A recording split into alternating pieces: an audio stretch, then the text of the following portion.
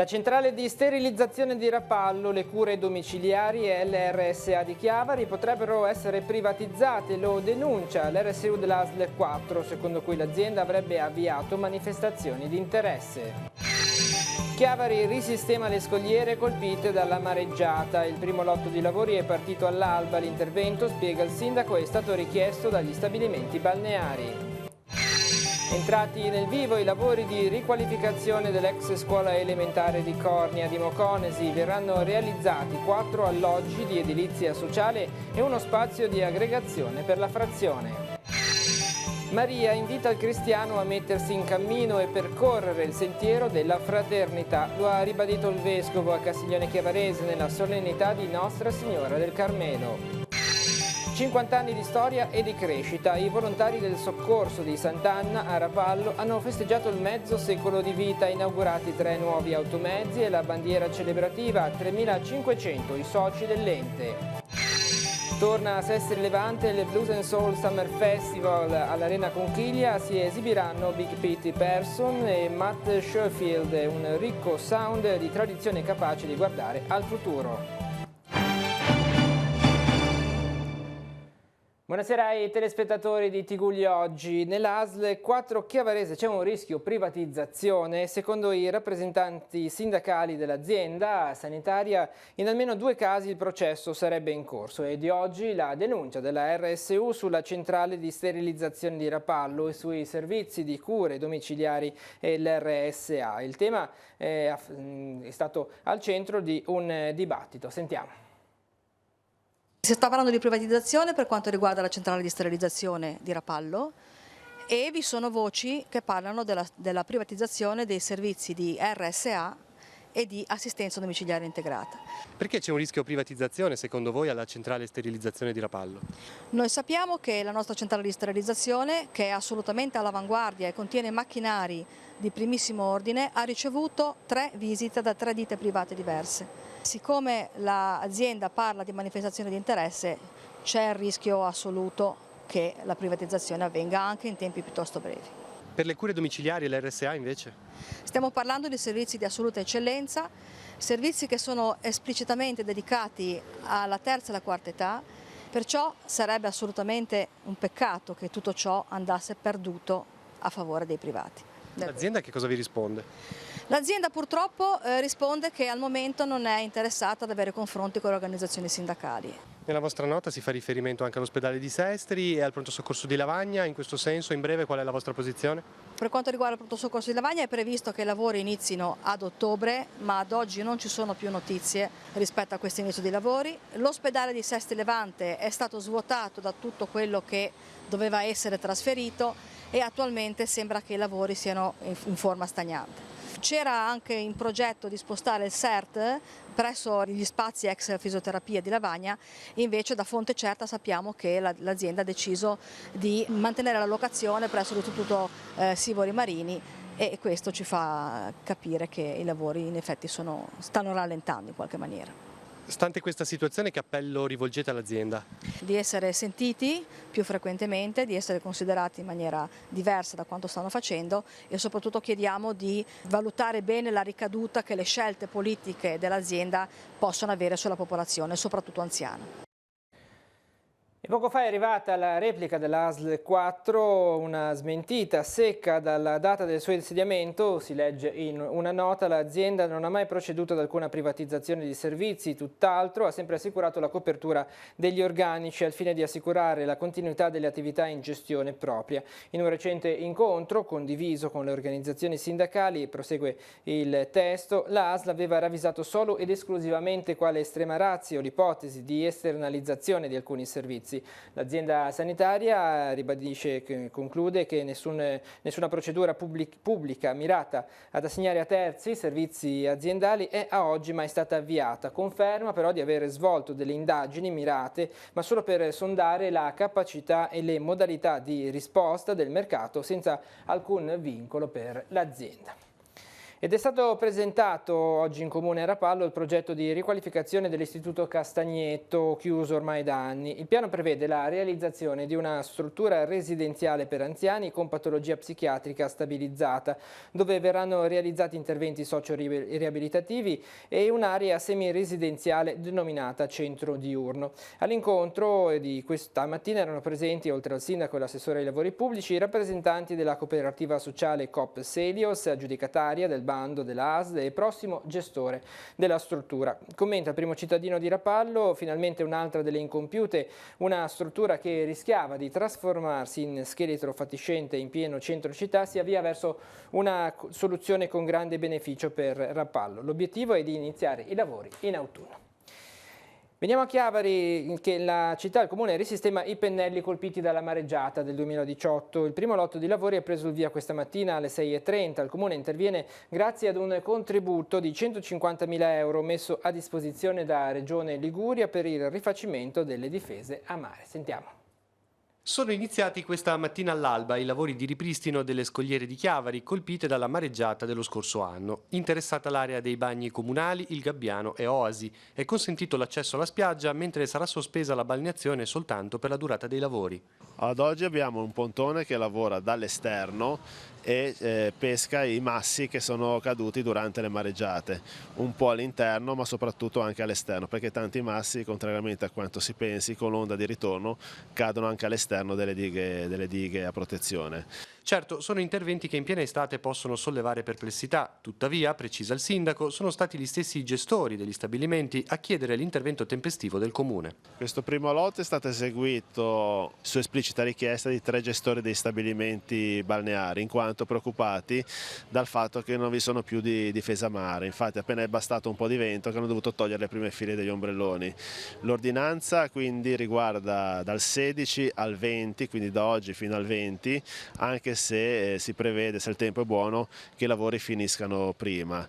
Il secondo lotto riguarderà i restanti tratti di litorale tra i bagni Bergamo, Ciccio, Gianni e Ste e prenderà il via alla fine della stagione balneare. Tutto il resto, il lavoro più grande, verrà fatto a fine stagione, quindi a fine settembre, primi di ottobre, e riguarderà tutte le scogliere a protezione della passeggiata a mare, nonché il pontone. Rientrerà anche un pontone più piccolo all'interno delle dighe per togliere i massi all'interno dove l'acqua è più bassa, per cui ci sarà anche un intervento dove interveniamo oggi con un pontone più piccolo all'interno delle dighe. Tutto questo nel ripristinare in piena sicurezza per l'inverno. Però è bene ribadire che l'intervento che è iniziato oggi è stato fatto su esplicita richiesta dei gestori di quella zona.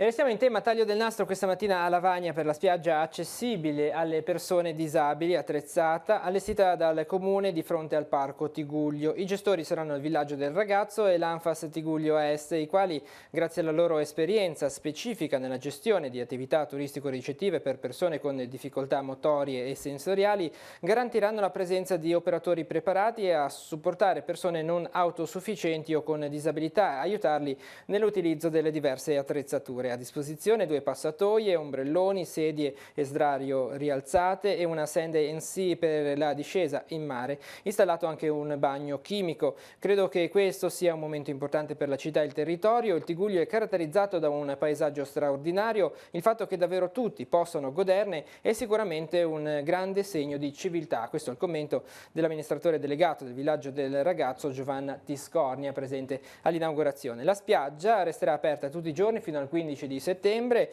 dalle 9 alle 12:30 e dalle 15 alle 18:30.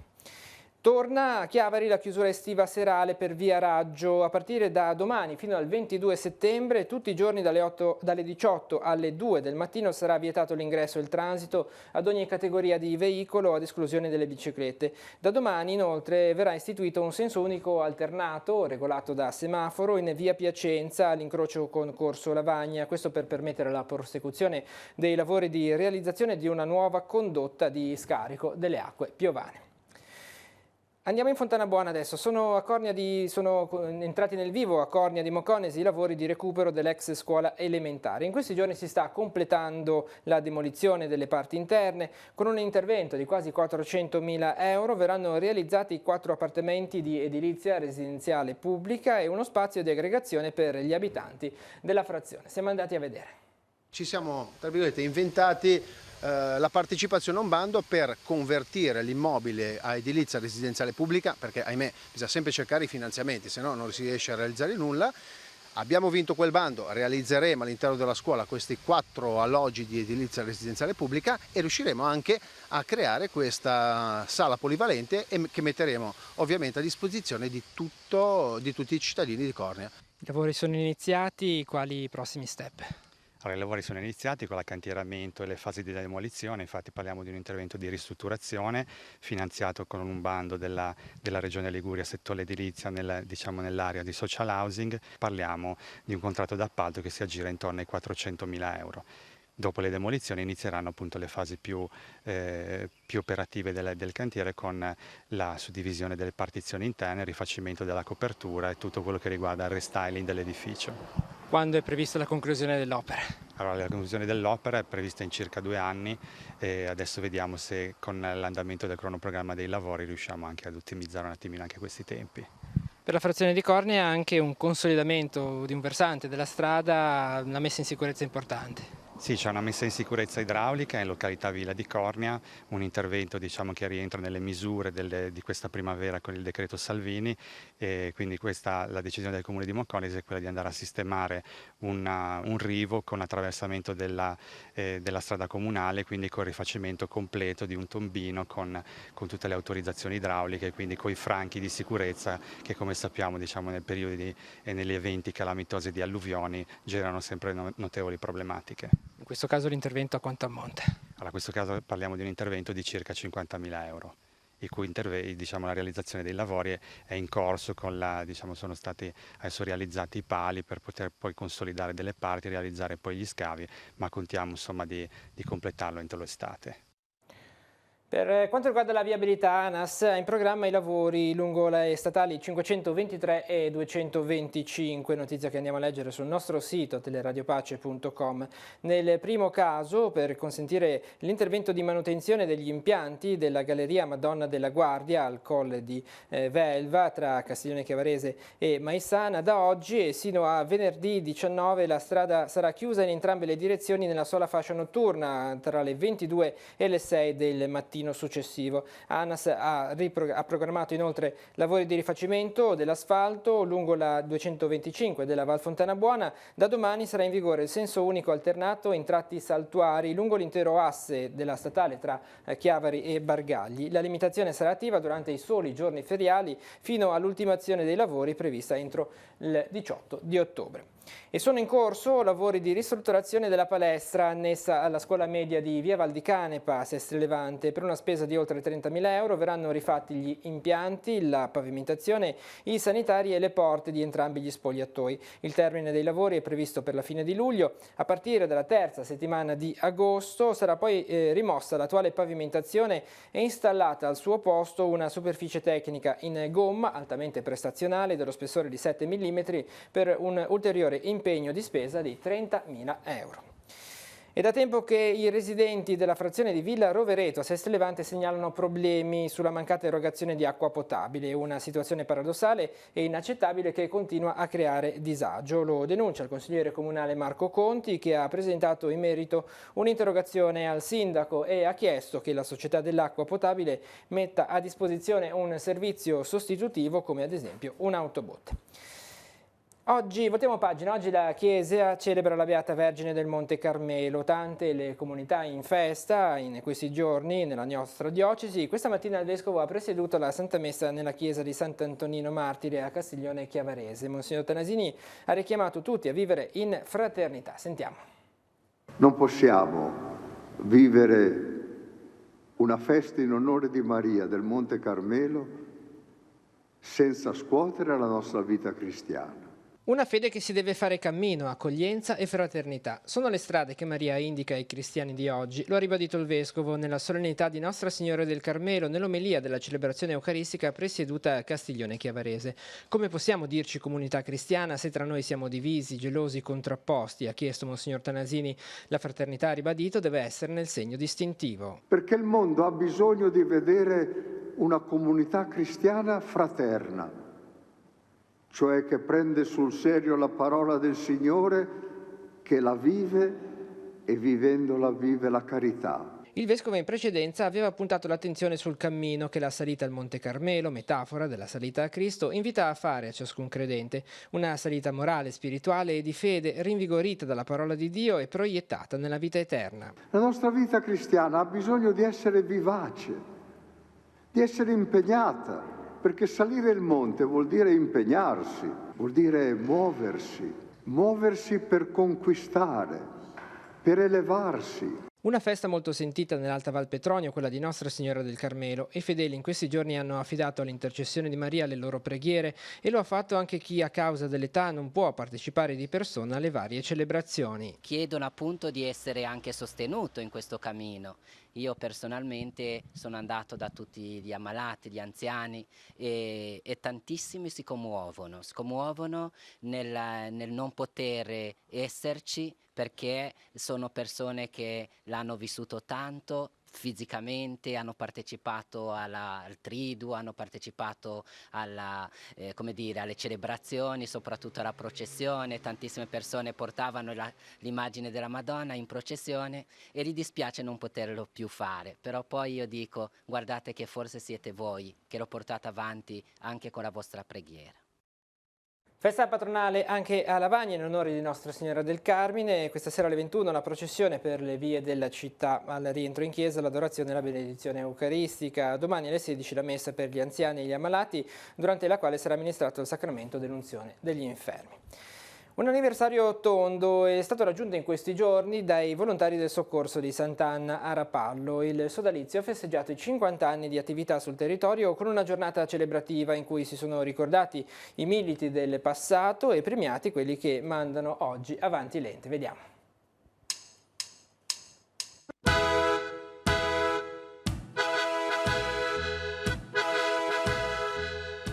Sono le note dell'inno dei volontari del soccorso di Sant'Anna a fare da contorno ad una giornata di festa, iniziata con la Santa Messa nella chiesa di Sant'Anna a Rapallo, proseguita con l'inaugurazione di 3 nuovi automezzi, la benedizione della bandiera del cinquantenario, la sfilata a piedi in centro e la premiazione all'Auditorium delle Clarisse.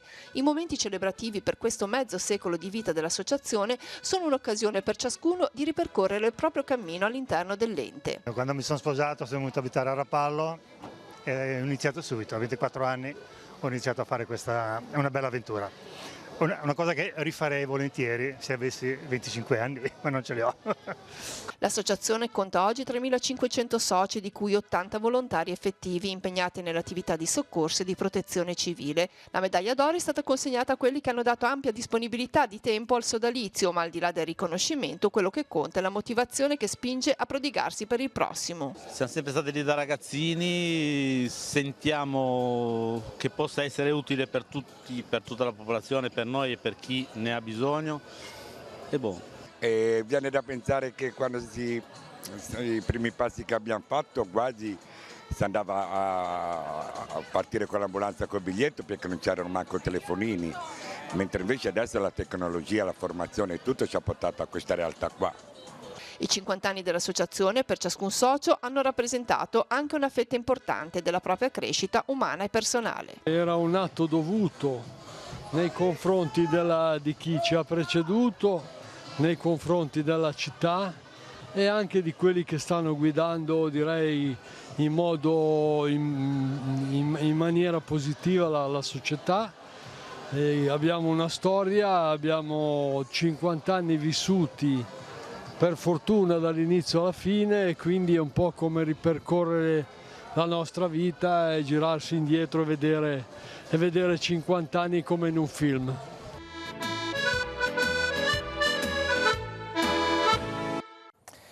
Sono aperte le iscrizioni a 2 nuovi corsi di formazione professionale in ambito turistico curati dall'Ente Forma, l'ente di formazione professionale di Chiavari. Le prove di selezione si svolgeranno a settembre e 12 i posti disponibili per ciascun corso. Il primo corso, della durata di 700 ore, ha l'obiettivo di formare una figura professionale in grado di occuparsi del funzionamento della reception delle strutture ricettive.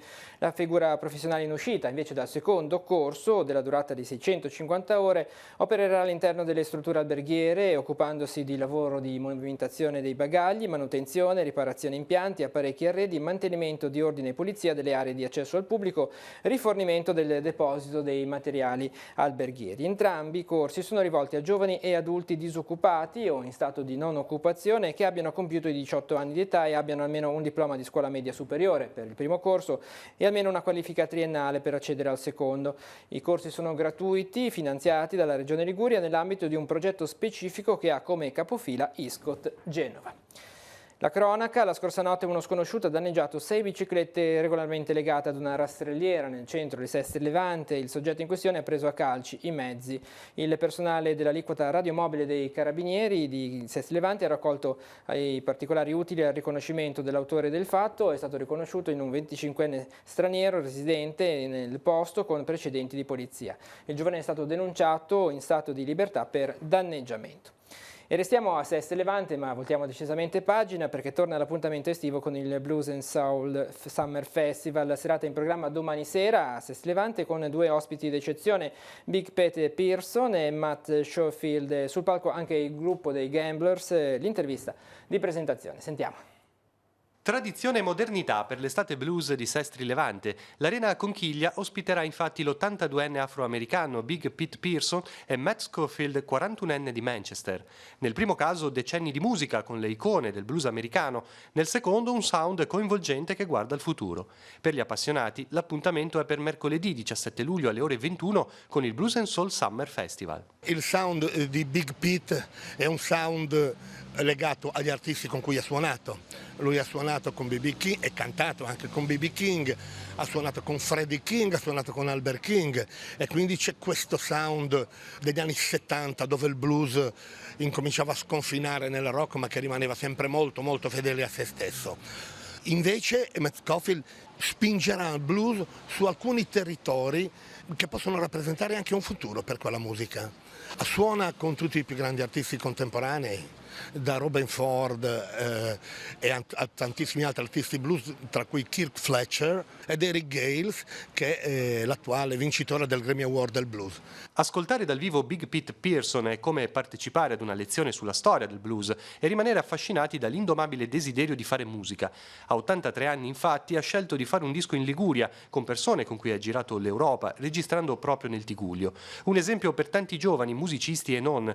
Il Blues and Soul Summer Festival vuol proprio essere un'occasione di incontro e di confronto. Io ritengo che il blues resti un'importante radice per ogni genere musicale contemporaneo. Chi inizia a prendere in mano uno strumento e inizia a esplorare il mondo della musica capisce che nessun genere è affrontabile senza recuperare quella radice fondamentale che la musica tradizionale americana porta ancora con sé. Non soltanto il rock and roll, ma anche l'hip hop, il rap portano tracce indelebili di quello che è stato il blues nei primi anni del Novecento e anche successivamente.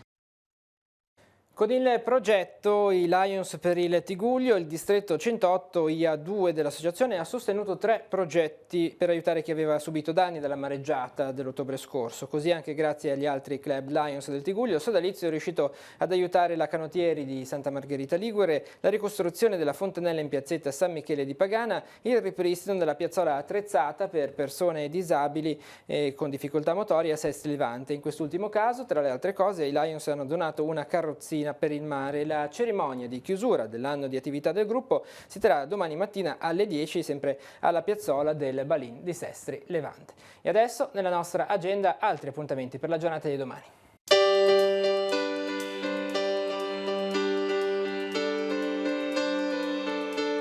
Appuntamenti in agenda per mercoledì 17 luglio. Apertura del Museo Archeologico di Chiavari in via Costaguta dalle 9 alle 14. Su prenotazione è possibile richiedere un servizio didattico gratuito.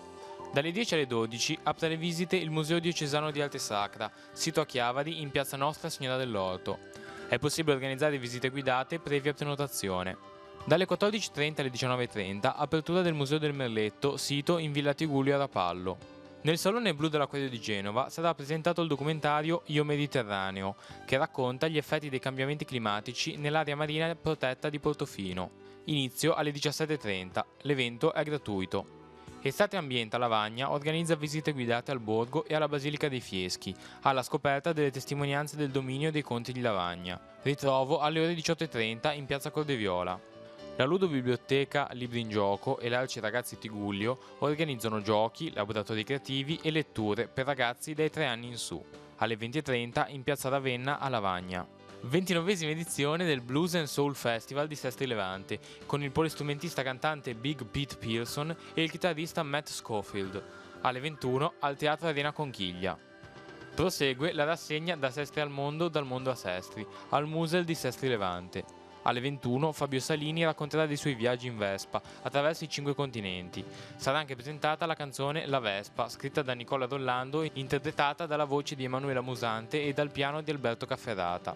Un appuntamento estivo per il Festival della Parola di Chiavari con Io Emanuela, agente della scorta di Paolo Borsellino, spettacolo teatrale tratto dal libro di Annalisa Strada, che racconta la storia dell'agente di polizia Emanuela Loi, uccisa nell'attentato al magistrato Paolo Borsellino. Alle 21:30 in Piazza Fenice a Chiavari.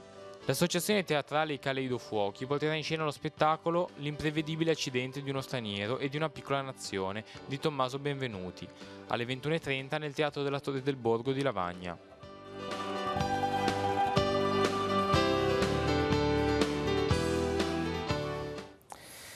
111 candeline da spegnere in 2, il mitico Dragoon di Camogli sarà domani a Chiavari per siglare il gemellaggio con il Palio Remiero del Tigullio, 50 anni per il gruppo Dragoon che deriva del suo nome dal castello della Dragonara che si affaccia sul Golfo Paradiso, 60 anni per il Palio Remiero del Tigullio che si appresta a vivere domenica la sua giornata conclusiva e la quarta rievocazione storica. Per siglare la fratellanza marinara le due rappresentanze si incontreranno quindi domani mattina intorno alle 11:30, mare permettendo, in prossimità della torretta del porto turistico di Chiavari, dove il Dragoon attraccherà e resterà a disposizione del pubblico anche per visite a bordo. Sino al primo pomeriggio, intorno alle 15, salperà nuovamente per ritornare alla volta di Camogli. Concludiamo con una notizia di sport. Il calcio, la Lavagnese a calcio ha ingaggiato 4 giovani talenti svincolati dall'Albissola. Si tratta del centrocampista Matteo Biancato e dell'attaccante Tommaso Perasso, entrambi classe 2001, del portiere Marco Ventura, leva 2002, e in prestito dal Genoa Simone Porotto, centrocampista classe 2002. Nel tardo pomeriggio di oggi infine è arrivato l'annuncio di altri 2 nuovi arrivi, l'attaccante Marco Righetti, classe 1993, e Lorenzo Lamonica, nato nel 2001, che giunge dalla Sampdoria dopo la trafila nel settore giovanile blu cerchiato e l'esperienza della passata stagione con l'Albissola. Con questa notizia si conclude questa edizione di Tigullio Oggi. L'informazione torna domani mattina alle 7:30 con la nostra rassegna stampa e poi l'appuntamento alle 12:45 con la prima edizione di Tigullio Oggi. Tutte le notizie le trovate sul nostro sito teleradiopace.com. Grazie per essere stati con noi e buon proseguimento di serata.